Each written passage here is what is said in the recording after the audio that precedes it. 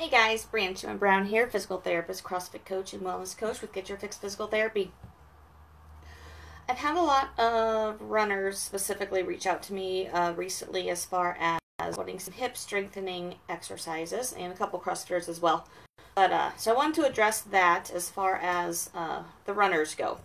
So first I'll get into why it's important, then I'm going to show you an exercise I would like to do with them or for my runners, and I'll be adding some as weeks go on as well. Hey guys, thanks for hopping on. So why the hip strength is important. When running, obviously you're on one leg for a period of time. Every time you step down, you're only on that one leg.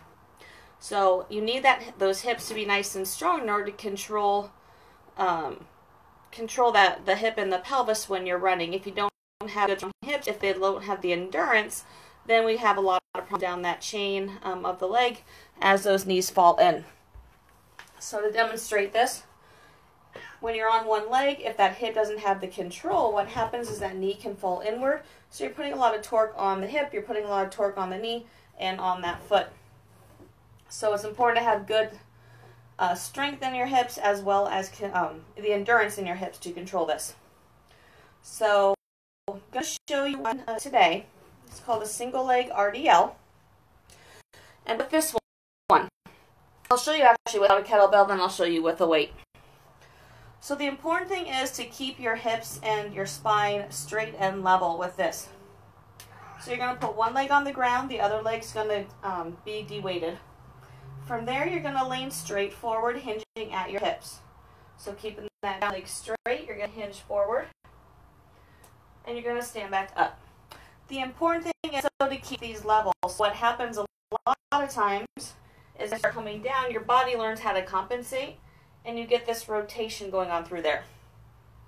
So what it would look like is that sort of thing, because you don't have the control to maintain that rotation in your hips where it needs to be. So what you really want to focus on before you add any weight is getting yourself to the point that you can keep those hips level. And that may require you to hang on to something for the balance aspect of it in order to kind of learn where your body is in space and the positions, and that's totally fine. Until you can do it properly with good form, I don't want you to add any weight to it. When you're ready to add weight, I prefer holding it in the opposite hand, so you hold it in the opposite hand of what you're standing on. And then you'll basically do the same thing. You're going to start up nice and tall. You're going to come down and come back up.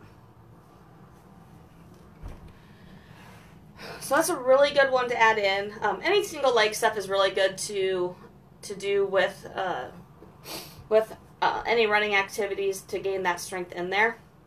This is a really good one to really start working that control in that single plane, not letting your body rotate, which is normally where there's a problem there. So try that one out. Like I said, no weight until you get good, until your form is perfect without weight, and then you can start adding some weight either with a kettlebell or a dumbbell. So if you have any questions on this, definitely post those on here below, and I'd be happy to answer those for you. And as usual, feel free to reach out to me through Messenger if you have any specific questions for me. And also, hop on. I have a couple different groups. I have a CrossFit injury prevention group, a running injury support group, as well as my healthy eating habits community. So if you want to join any of those, there's a ton of content in all of those that we post frequently. So I would love to have any of you join those if that sounds interesting to you. So hope you have a wonderful day. Hope you had a wonderful day. Have a wonderful night, and I will talk to you guys later. Bye, guys.